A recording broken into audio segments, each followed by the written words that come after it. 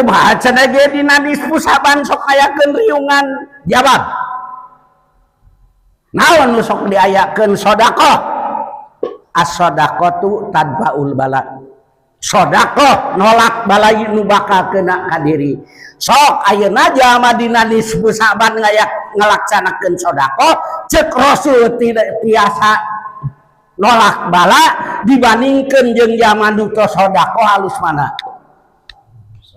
nah bere halus mana komo nyarek ngayakeun riungan padahal di jelona sedekah kepret kitu ku aing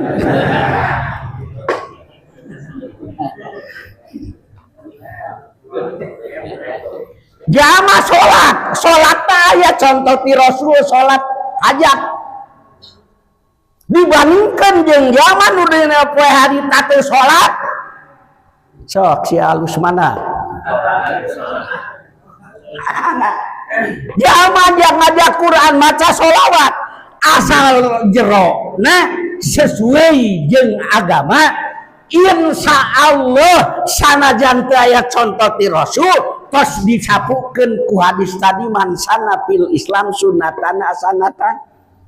balik daripada ngomong teu ngalaksanakeun mah lamun moal ada urang teh dulur beda rete sia